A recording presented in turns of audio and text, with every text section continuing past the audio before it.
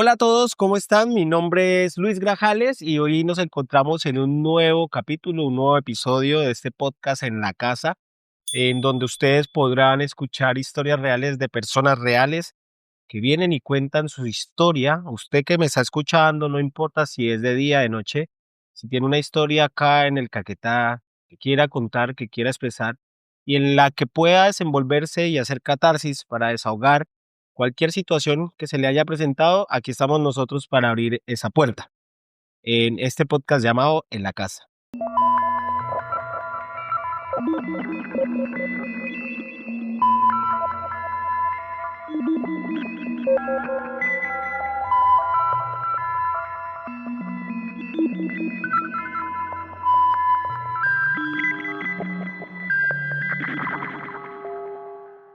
Hoy tenemos como invitado a un personaje especial, al igual que nuestra primera invitada de la casa.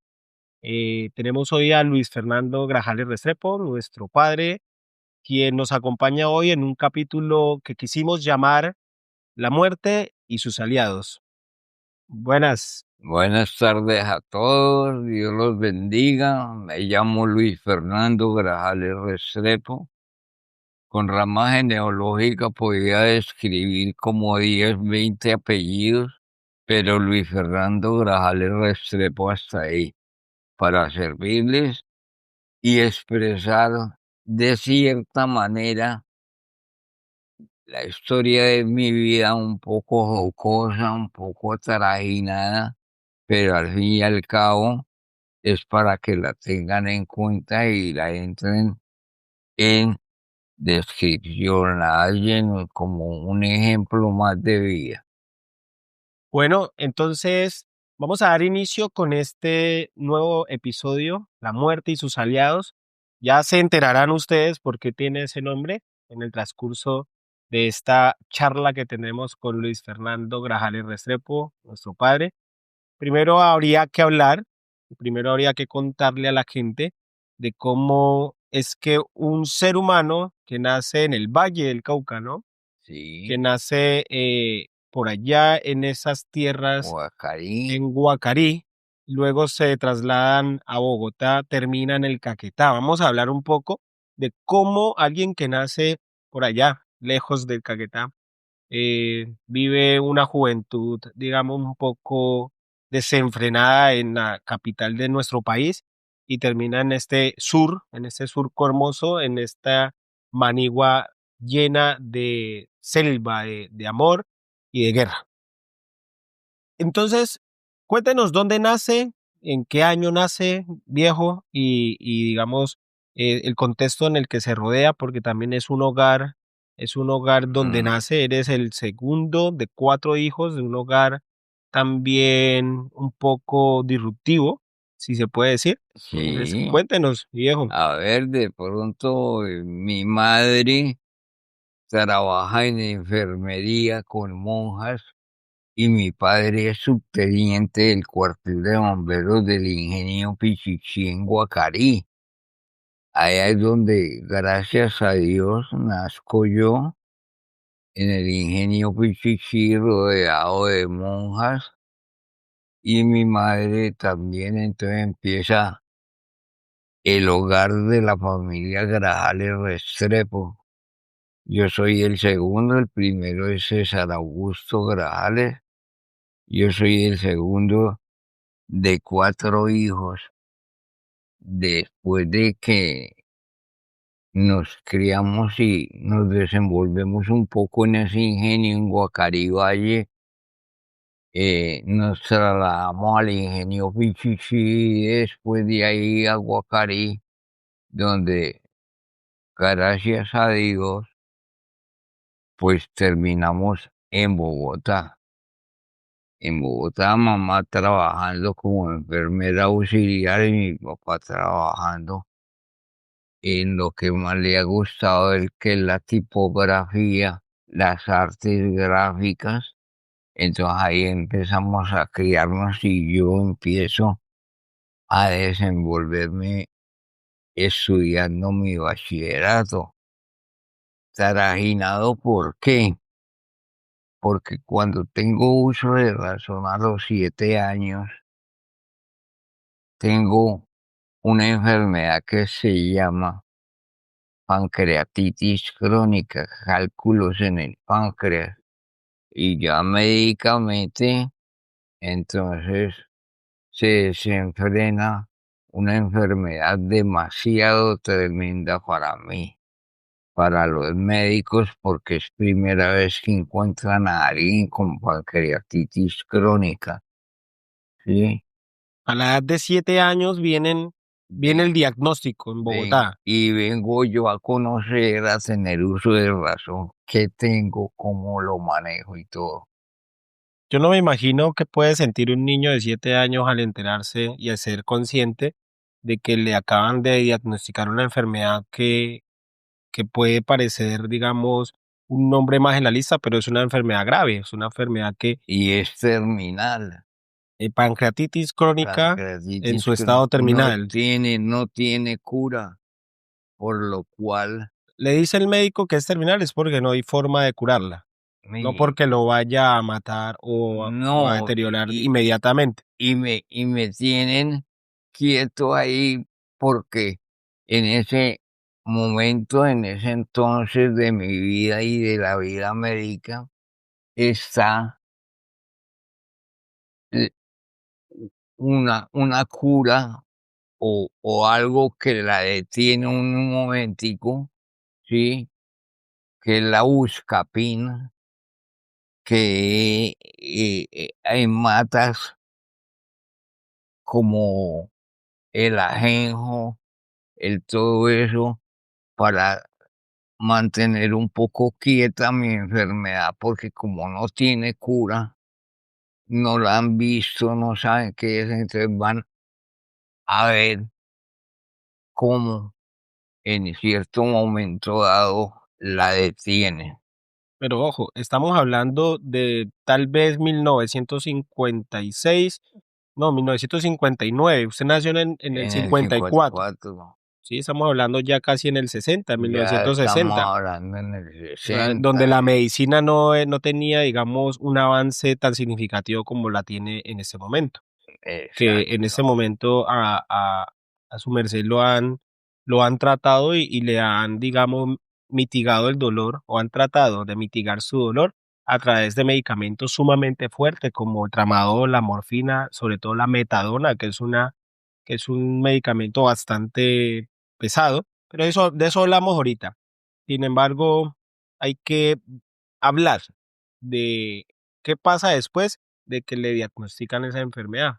Porque No, ¿qué hace un niño enfermo y qué pasa con sus padres cuando diagnostican a su hijo con esa enfermedad? me desaforo, me pongo a entrenar lo que más me gusta, que es el deporte, el arbitraje, pero el deporte sobre sí, fútbol, microfútbol, tratar todo eso para ver cómo me desenvuelvo como árbitro, ¿sí? Pero es tremendo porque mi vida coge otro volumen de desaforo y ya cumpliendo 18 años, ¿sí? Que ya hablamos un poco avanzado, 18 años, me da la locura de presentarme a la Armada Nacional, Infantería de Marina, y en ese momento paso todos los exámenes, ¿Y ¿sí? cómo hizo para pasar todos los exámenes si se supone Minti- que está enfermo, no? mintiendo en ese momento, diciendo que estoy alentado y todo eso, y paso todos los exámenes físicos, a lo cual entro a la infantería de marina a desenvolverme como infante de marina. A mí me causa curiosidad, viejo, es cómo un joven, ¿no? Ya no es un niño, Joven, ya, sí, ya, ya joven. en la juventud de 18 años. Y todos somos testigos, hemos pasado por esa etapa en la que, digamos, la rebeldía y las ganas de hacer lo que queremos Lo que nos impulsa a quede. hacer cosas que tal vez o son buenas o no son tan buenas. Y, y nos atrevemos a hacer esas cosas como por ejemplo decirle a la Armada, no, es que yo me presenté y yo no estoy enfermo, yo quiero entrar y las ganas de estar ahí en la Marina pues me hacen como ser humano joven y rebelde decir, digamos, omitir una información para poder ingresar a la Armada. Y duró 3 años. 3 años en la Armada. 3 años en la Armada como cualquier joven apto y que está alentado. Navego, hago curso de paracaidismo anfibio, curso de contraguerrilla, ¿sí? Me desenvuelvo como normal, como cualquier ser humano normal.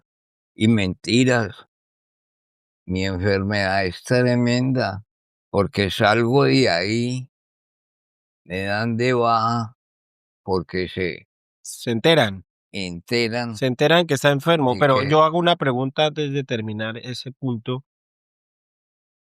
¿Los dolores qué? Usted los dolores, estaba en su servicio en la Armada, ¿y los dolores qué? ¿Sí tenía dolores? ¿La enfermedad y ya se manifestaba de ya se forma manifestaba y entonces me ponían buscapina intravenosa para calmar mis dolores.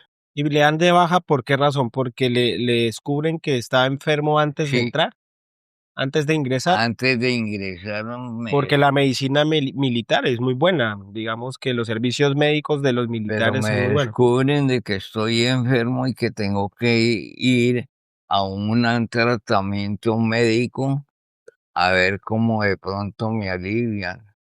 Y a los 22 años me hacen la primera cirugía que puede haber en el país para descubrir. Se llama una pancreatoyeyunostomía lateral con Y de Rose, que es Espérese, de más lento porque no entiendo. ¿Una qué?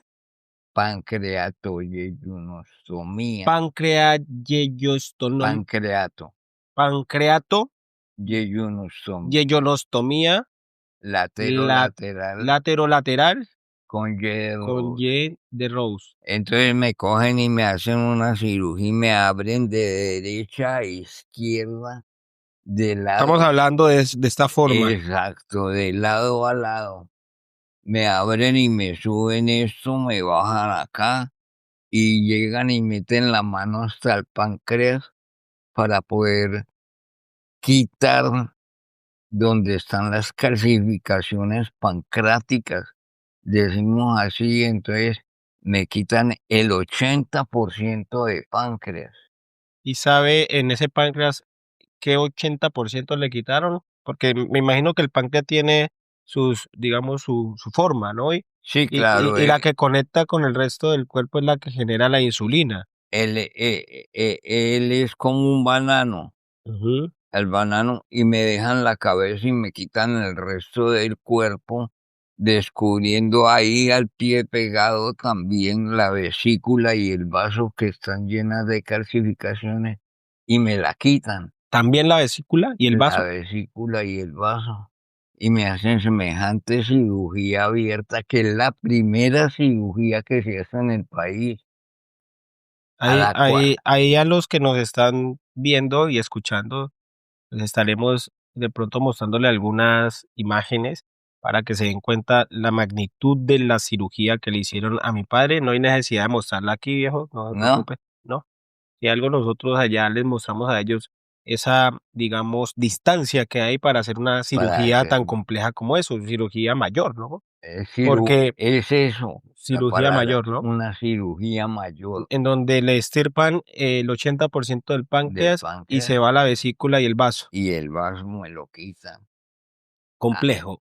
A los 22 años, o a sea, los 20 estamos hablando de que a los 7 años le diagnostican una enfermedad que usted a los 18 quiere omitir para poder pagar servicio, para poder estar estar en la bien. Armada, pero a los 22, ya después de 22, 23 creo, que le dan de baja, Ujú. le hacen la cirugía Es lateral con Y de y Rocks, ¿no? sin embargo me dan libreta de primera, Le dan, ok. como, La como baja se la dieron cualquiera, con libreta. con libreta y de primera habiendo pagado mi servicio de 24 meses y yo hice 36 meses.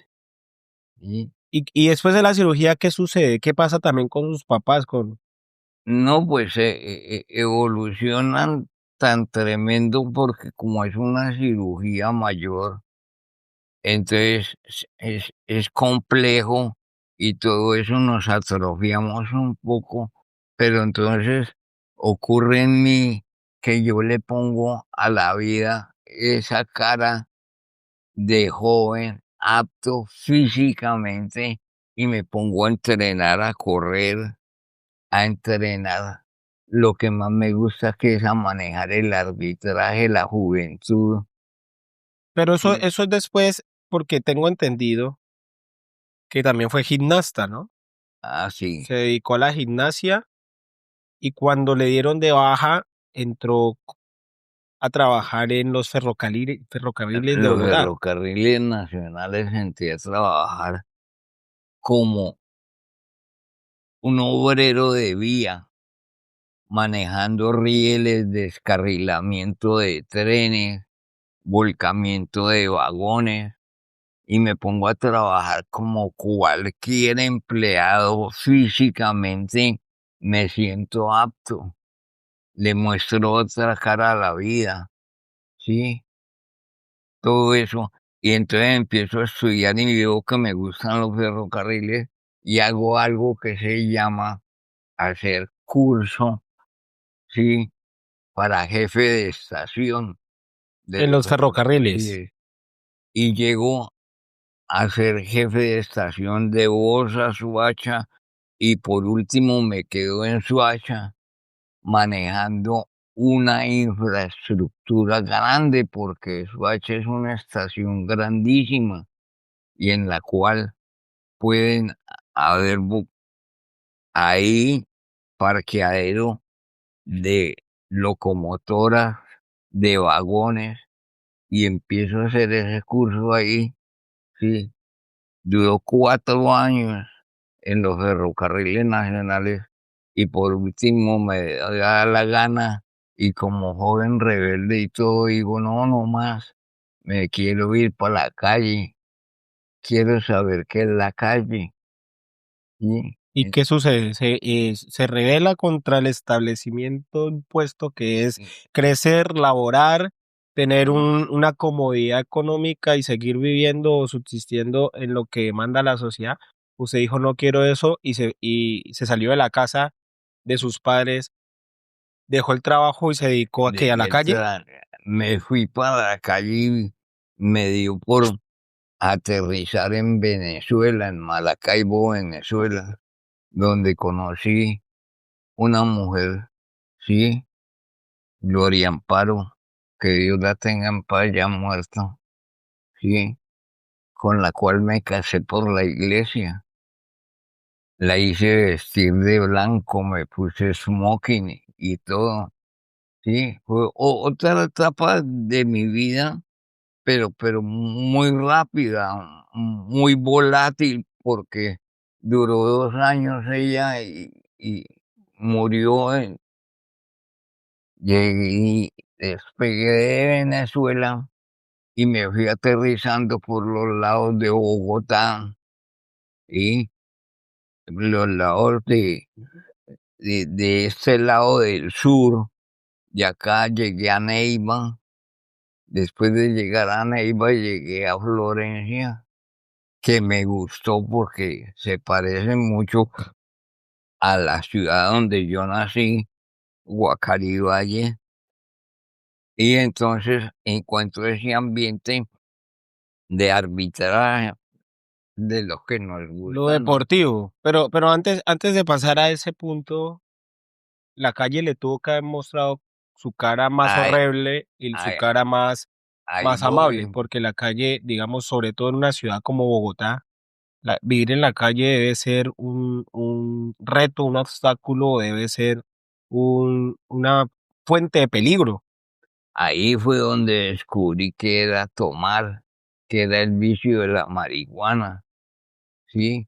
La marihuana me ayudó en cierta parte a calmar mis dolores porque la operación falló desde todo punto de vista, tanto que me abrieron de abajo, de arriba hacia abajo, 2 veces para fijar el intestino porque se había desubicado, la operación había fallado. Eso no lo sabíamos, o sea, eh, tras de que lo abren completamente y le extirpan esos órganos, falla, la operación no tiene digamos, una consecuencia positiva de Nada. de lo que usted puede agarrarse para subsistir y sobrevivir de una forma digna. Ujú. Y empieza usted, digamos, a descubrir sustancias y cosas que la calle le ofrece a cualquier persona que se encuentre en ella, Que es como la droga, como el alcohol. Eh, ¿Hay alguna experiencia que lo haya marcado en la ciudad, en la calle, que hable sobre ese tema? De pronto algo que usted haya visto que nos pueda compartir y que uno pueda reflexionar sobre eso, a lo que conlleva vivir en la calle. A ver, de pronto la calle tiene sus vicios, pero si tú lo sabes manejar, por decir algo, con mis dolores, que los dolores eran como los de un parto, peor que un parto, pero entonces descubrí la marihuana que fumada, tomada, ya domina El dolor. mi pancreatitis, mi dolor, y lo hace más calmado. ¿Sí? Mitiga un poco el dolor, Mi- estar en ese trance que la droga produce. y que la medicina, los médicos no me habían podido descubrir hasta llegar a la cocaína, ¿sí? Llegar a manejarme con buscapina, con todo, una especie de calmantes para ver si sigo, pero mi vida sigue evolucionando, yo no me quedo estancado, yo quiero vivir, empiezo a descubrir qué es Florencia Caquetá, qué es el deporte, a representar. La primera ciudad que representé fue Bogotá en arbitraje. Después Florencia y fui uno de los mejores árbitros del país y empecé a dar esa cara de la vida y también en la gimnasia olímpica, que yo fui un gimnasta, pero en barra, no en mano libre, ni en arzones, ni en otro, no, barra fija. Y entonces me empecé a desenvolver por ahí y empecé a descubrir esta ciudad de Florencia que me abrió las puertas y todo, entonces me, Y aquí estamos porque digamos que es gracias a que el destino permitió que su merced llegara a estas tierras y se dejara sumergir por la manigua, que ajá, hoy estamos nosotros, sus hijos, eh, digamos, respondiendo y siendo fieles al compromiso que tiene un padre, que tiene una madre con sus hijos, pero también respondiéndole a una sociedad que también se ha sumergido en la violencia. Yo quiero hacer una reflexión importante aquí y es el hecho de que así como nosotros pudimos hablar de nuestra madre como una mujer resiliente, pues no me imagino mayor resiliencia que la que puede traer querer vivir y decirle a la muerte, pues que aunque me persiga desde los 7 años, cuando se instaura en su cuerpo, aquí estoy fuerte, quiero seguir viviendo, quiero salir adelante. eh, a pesar de las adversidades que la calle y la vida nos pone, no queremos invitar en ninguna forma a ninguna persona que pase por estas situaciones de enfermedad a que consuman o que busquen alternativas diferentes. Nosotros no somos médicos, tampoco no somos somos expertos en medicina, así que no los estamos incitando a consumir absolutamente nada. Por todo lo contrario, queremos que ustedes se den cuenta que el dolor que aflige a una persona que conlleva una enfermedad esta, que lleva años y años con él, pues lo ha llevado a tomar decisiones que han producido en él, digamos, una ruptura. Un ser humano, usted cree, viejo, cuánto se puede romper un ser humano antes de rendirse? Lógico, nada, lo importante es eso, que yo mitigué y dije, no, voy a seguir adelante y voy a despejar mi vida, hacer deporte, todo lo que sea. Y entonces fue cuando la medicina optó por llegar conmigo a lo que es la buscapina intravenosa, la metadona y llegar a la morfina, ¿sí? Que yo llegué a ese grado de somnolencia y todavía hoy en día cojo y me la aplico intravenosa.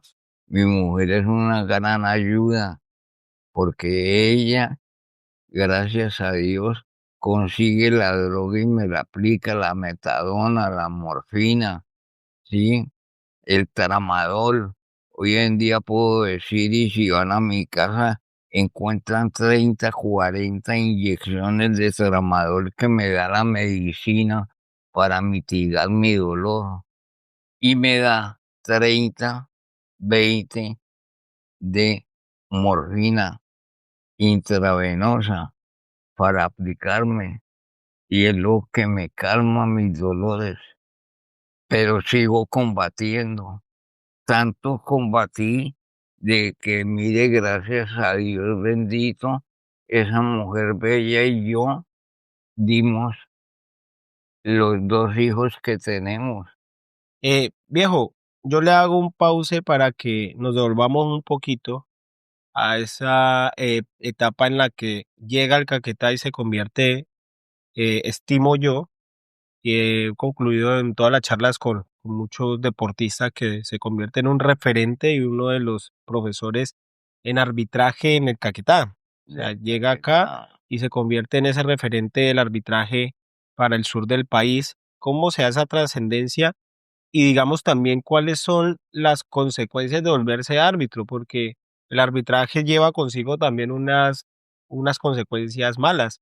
Si bien este capítulo se llama, podemos llamarlo el viejo, la muerte y sus aliados, también podemos llamar a esto una, digamos, experiencia en la que la resiliencia se hace presente en el cuerpo de un hombre enfermo, ¿sí? Pero un hombre enfermo que también creo yo debe aceptar que en el camino tuvo que haber cometido errores que aportaron a que esa enfermedad o se acrecentara o esa enfermedad se menguara, pero se convirtiera en un problema, digamos, interno mucho más profundo. Por No, ejemplo, por puedo preguntarle, el alcohol, ¿cuál es el efecto que hizo, por ejemplo, el consumo de alcohol en su vida? el alcohol, Desde esa sí. etapa de arbitraje hasta el momento. Cuéntenos. Y no, ¿para qué? Hay que decir, eh, a cualquier ser humano que sufra cualquier trauma, cualquier sintomatología física, mental, el alcohol llega un momento a calmarlo. Yo usé el brandy Domec, el brandy con leche, lo usé y me tomaba 1 o 2 botellas y me calmaba en sí todos los dolores que tenía en mi pancreatitis, que hoy en día la padezco, ¿sí? Pero entonces eso es el lado malo, porque el alcohol lo lleva a uno a un grado de adicción y de mal, porque el alcohol es malo, hay que decirlo, es malo. Pero en cierta parte usado con leche, es, alivia tremendamente, ¿sí? Pero me tocó dejar todo eso, el alcohol, todo eso, y entregármele a los médicos lo que se llama la clínica del dolor, ¿sí? Donde los médicos optan porque mi uso tiene que ser solo metadona y solo morfina, no más. Yo ya no puedo usar alcohol, no puedo usar otra cosa. Tenía marihuana para usar, pero me cansó. ¿Por qué? El uso de la marihuana también es dañina. sí, porque usted tiene que estar fumando y fumando. Que le pasó el efecto, tiene que fumar más porque es un buen calmante. La marihuana es un buen calmante, pero lo cansa a uno. Entonces dije, no más, y lo dejé. Y hoy en día, lo único que me hace a mí es la metadona, la morfina, ¿sí? Todo hasta ahí, porque no hay más que me alivie a mí mis dolores. Bueno, en esta etapa ya digamos podemos y concluir uno de los aspectos que queríamos tocar hoy y es el tema de la enfermedad. Eh, Tener una enfermedad terminal desde muy temprano también genera una enfermedad psicológica. Mental. Nosotros no somos expertos, pero hemos sido testigos de cómo mentalmente esa enfermedad se lo ha ido consumiendo. Y ahí el viejo donde lo ven tiene 70 años y él es un hombre con muchas ganas de vivir, pero su cuerpo ya no resiste y su mente también se está cansando. Y nosotros estos podcasts los estamos haciendo porque queremos y pretendemos, así como a muchos de ustedes le pasa, desahogarnos. Decir, esta es la vida que lleva el viejo, así como la vida que llevó nuestra querida madre. Y él está aquí siendo resiliente, siendo valiente, un hombre lleno de virtudes, de muchos errores también, pero un hombre que ha sabido salir adelante y sacar adelante, digamos, a su familia.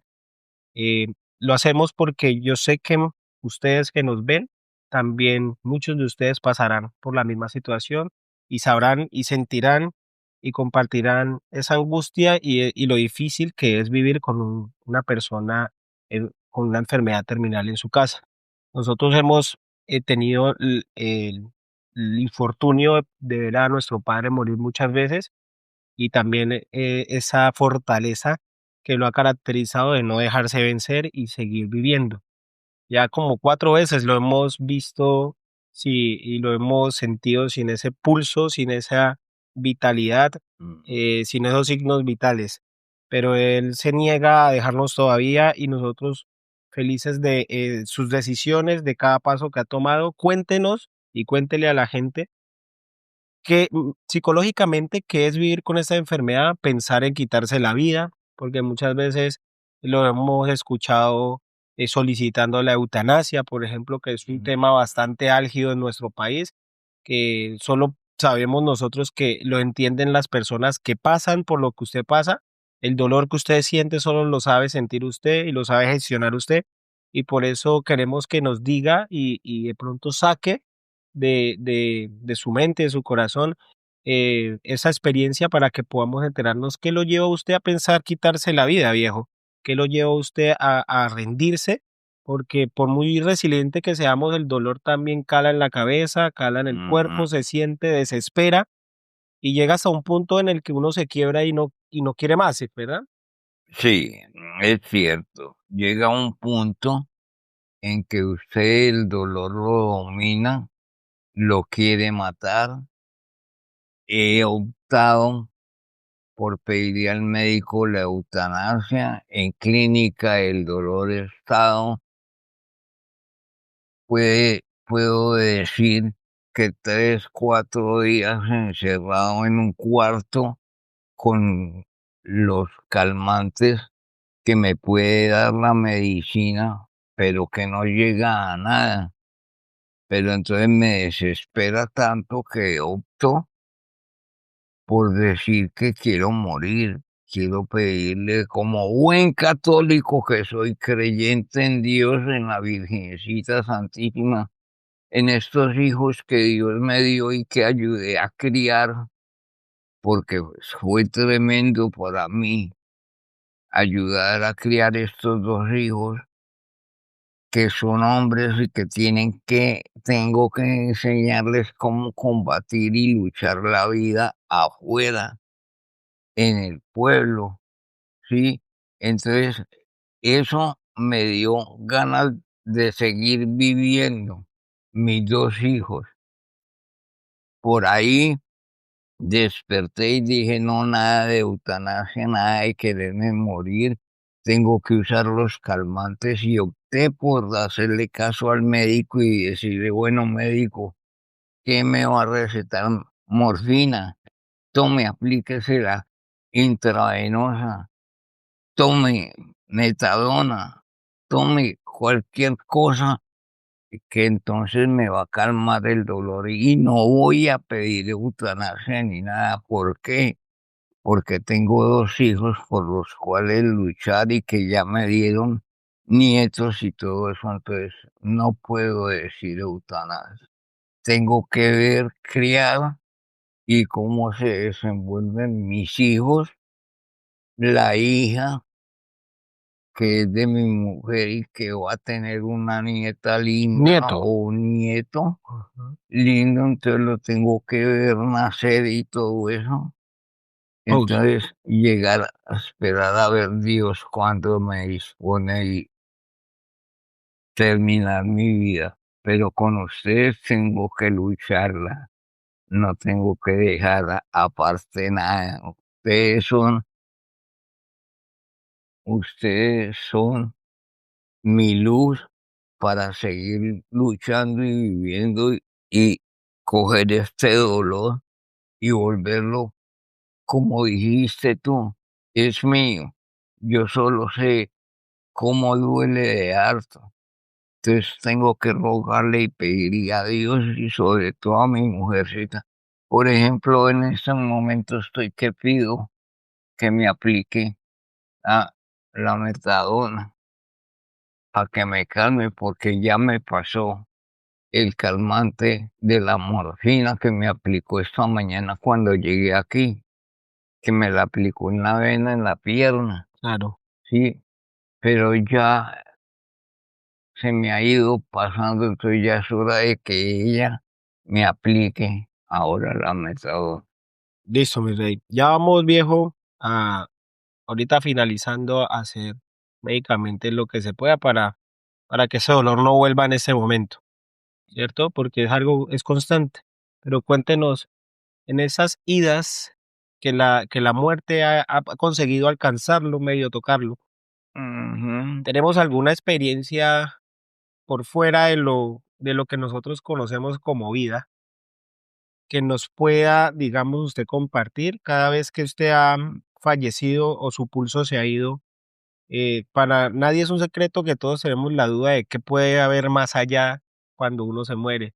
Entonces, usted que ha estado cerca de la muerte tantas veces, yo recuerdo cuando teníamos 14 años, eh, recuerdo correr hacia el hospital porque se lo llevaron para Bogotá y antes de salir lo vimos en una camilla entrando una ambulancia, nos tomó la mano y ahí se le fue el pulso y los médicos corrieron porque Ujú. yo recuerdo que esos bajones también deben traer consigo algunas señales eh, paranormales, unas señales, digamos, un A poco. ver, de pronto le da a usted ganas de vivir otro poquito. Sí, pero Una, no se ha manifestado, nada se ha manifestado cada vez cuando pasa nada. eso, simplemente hay oscuridad y Hay oscuridad, el dolor lo coge a usted, lo oprime y lo quiere llevar ya a morir. Pero desde que usted no se deje vencer, hay que seguir luchando. Hay que seguir luchando porque la vida, Dios es el único que se la quita a uno.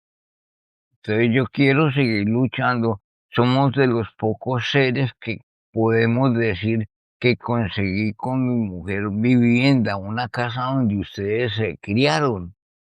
Y son pocos los que consiguen su vivienda, su casa, ¿sí? Obtener de por sí una pensión. Casi nadie la consigue, y yo la conseguí.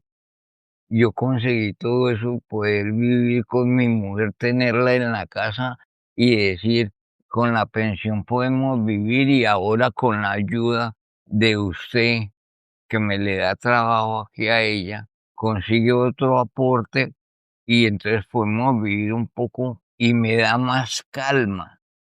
¿Qué es la calma económica, pagar servicios, hacer mercado y todo eso ya lo puedo conseguir porque tengo vivienda propia, tengo un sueldo de donde vivir y otro sueldo que usted, Luis Eduardo, me ayuda con ella económicamente y Manuelito me le da la mano a la mamá, que es una guerrera, Sí, ella es una hay guerrera que y decirlo. podemos, si quieren, los que no han visto el primer capítulo, pueden ir a la página de YouTube en La Casa Podcast y ahí encuentran el primer capítulo en donde pueden escuchar y ver a nuestra madre, una guerrera, como dice mi padre, una mujer realmente fuerte y es el ángel que Dios le puso a mi padre al lado para que pudiera hasta el momento vivir lo que ha vivido, más bien sobrevivir y seguir adelante. Nosotros, sus hijos, hemos hecho lo que hemos hecho por amor a la crianza, amor a la sangre, amor a ese título de padre y madre. Todo lo que hacemos, sus hijos lo hacemos con todo el amor del mundo, así que eso no hay ni que agradecerlo, eso está implícito y es, digamos, al lugar. Lo otro que queremos nosotros tocar es que ya la muerte lo ha perseguido tantas veces que para dar una pequeña reflexión y darle, digamos, propiedad al nombre de este capítulo, es decir, quiénes son los aliados de la muerte, ¿no? Los aliados de la muerte que están ahí, digamos, aportando a su progreso. Y podemos concluir que en lo que hemos escuchado de su experiencia, esos aliados se presentan cotidianamente, se presentan en las decisiones que tomamos nosotros como seres humanos.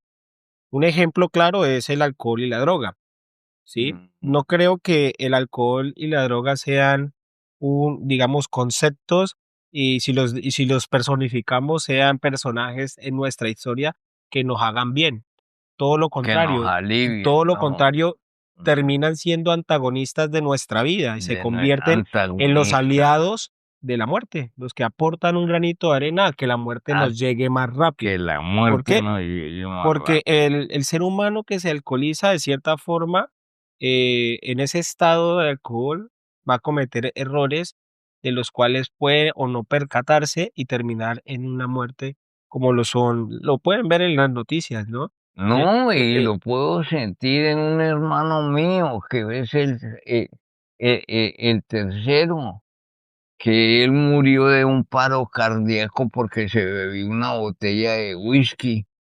Solito vivía en Bogotá. Cuando dio por alzar la cabeza y pedir una ambulancia, ya cuando llegó la ambulancia ya tenía paro cardíaco y falleció y falleció por culpa del alcohol. de- No, y así pasa. Nosotros hemos perdido amigos por eso. Un joven que se sube a una moto a 150 kilómetros por hora con alcohol en la cabeza, pues solo puede esperar eso. Y ahí están los aliados de la muerte. los aliados de Pero la también la muerte. droga, también el medicamento. Ese medicamento que ayuda a que usted deje de sentir ese dolor momentáneamente, también es un aliado de la muerte, ¿no? Sí, me Por- lo dice mi mujer, venga, le aplico la que le está ayudando a morirse más rápido, que es la morfina, que es la metadona, que es el tramadol, ¿sí? Todo eso es producto de la medicina para que yo me alivie un poco, pero pero se lo ha deteriorado mucho. Si ustedes se pueden dar cuenta, el viejo habla como habla es porque ya carece de dientes.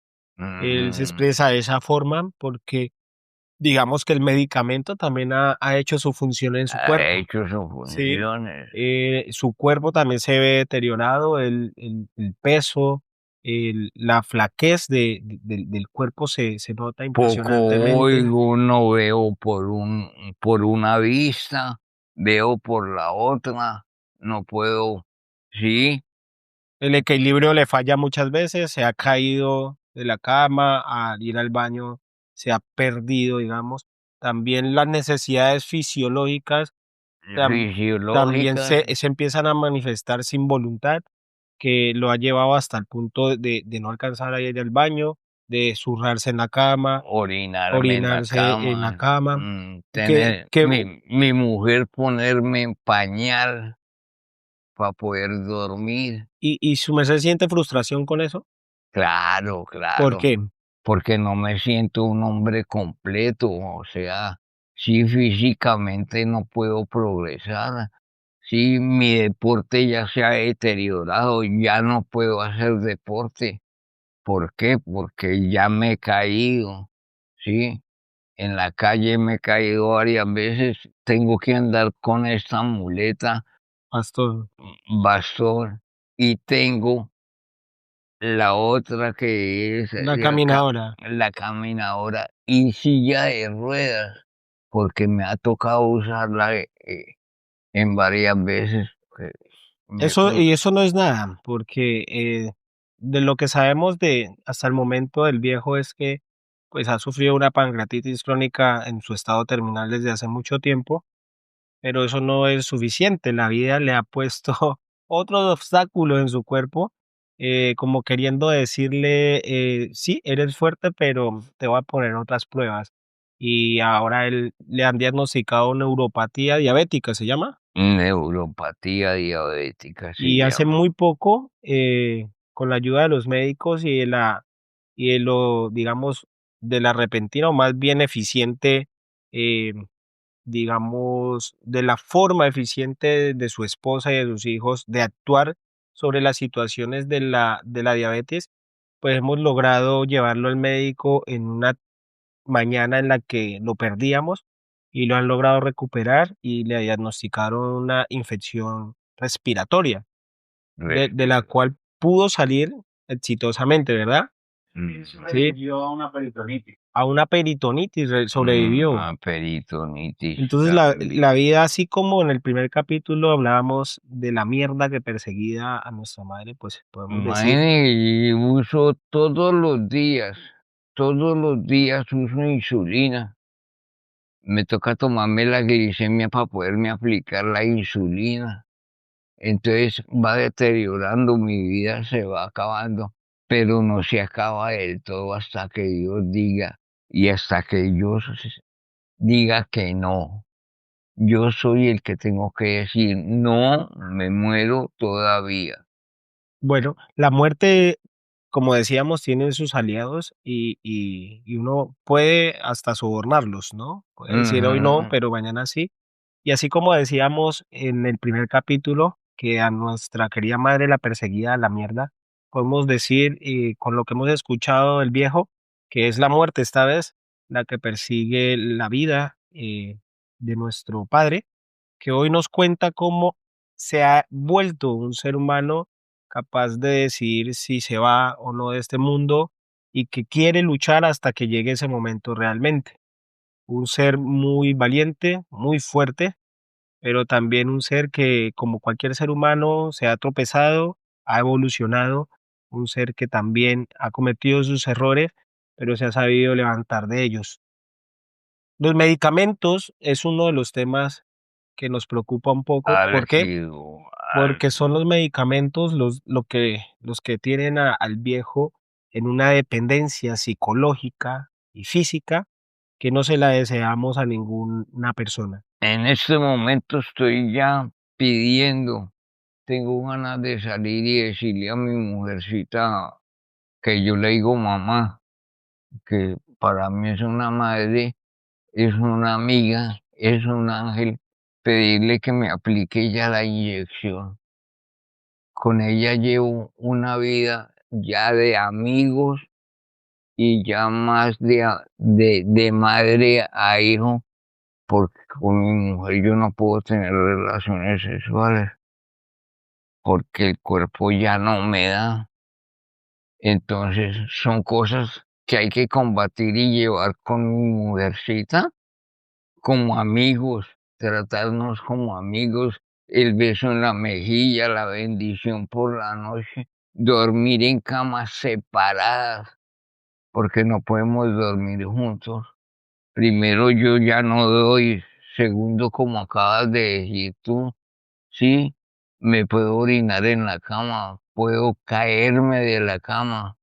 Entonces mi mujer tiene que estar aparte de mí, pero nos tratamos como amigos, D- somos yo divinos. que soy su hijo, quiero preguntarle y que creo debe sonar muy frustrante de parte de cualquier ser humano sintiente y dichoso de la vida, que es perder la fortuna de tener relaciones sexuales. Ujú. Responsablemente hablando, lógicamente hay que hacer esa aclaración, pero ¿qué lo llevó? ¿La enfermedad o el consumo de los medicamentos lo llevó a usted a perder el E- apetito sexual? El consumo de los medicamentos, no poder llegar a enfrentarme a decirle a ella, hagámoslo, porque no puedo, ¿sí?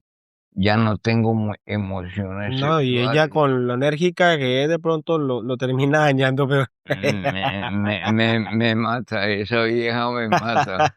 termina jodiéndolo peor.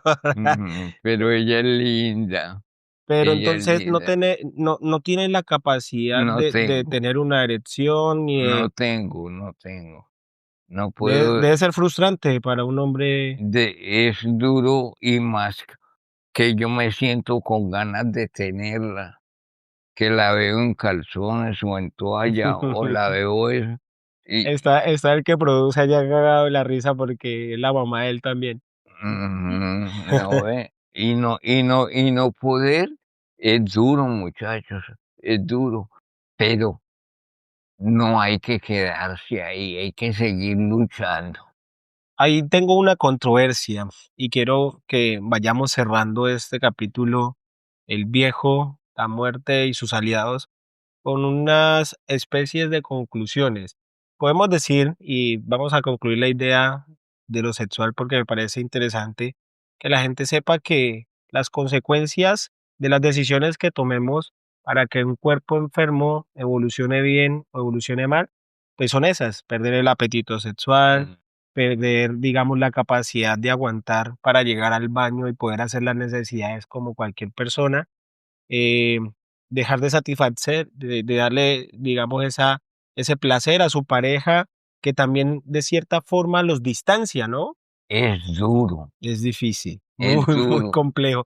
No, son cosas que de pronto como hijos es difícil asimilar, Uh, pero me imagino que es una situación que también rompe la psicología, la psique del ser humano. Y muchachos, ustedes chicos y chicas que nos ven y que de pronto tienen una vida saludable, pues hay que cuidarla. Nosotros como hijos también hemos sido bastante disruptivos, hemos tenido nuestras etapas en las que hemos tomado decisiones que nos han llevado a malos caminos, mm, pero ahora hemos decidido corregir esos caminos para evitar, con el ejemplo de nuestros padres, pasar y sufrir esas situaciones humanas, esas situaciones cotidianas que nos han llevado o que han llevado a mucha gente como ustedes a vivir cosas como las que han vivido nuestros padres.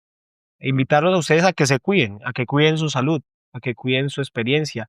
Ninguno de ustedes quiere quedarse sin la satisfacción sexual o sin la forma de dar placer y de recibir placer a tan temprana edad.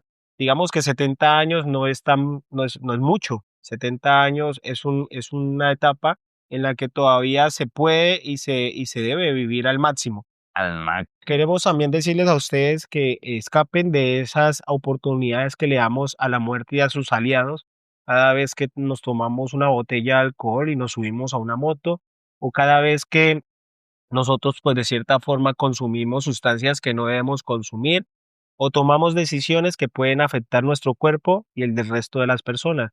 No sé, ¿quiere despedirse dejando una enseñanza, viejo? Sí, que aprovechen cada minuto, cada hora, 2 horas, un día, mediodía, una noche, durmiendo bien.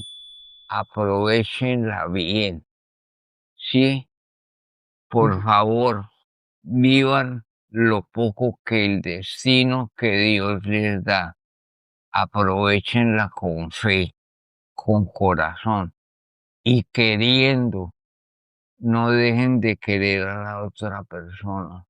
Quiéranla, así sea por las buenas. Que Dios los bendiga. Gracias.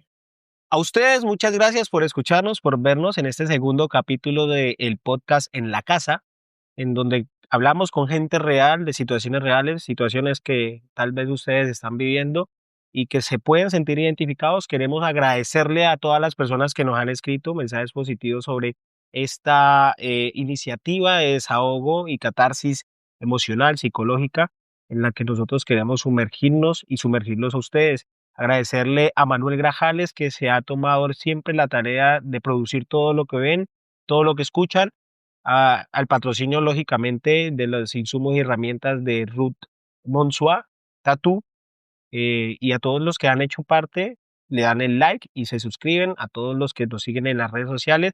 Eso lo hacemos porque estamos aburridos, queremos desahogarnos y queremos contarles algo a ustedes también, puede ser mucho o de lo poco que nos ha pasado a nosotros como seres humanos en este plano terrenal. Muchas gracias, nos vemos la próxima. Chao, chao.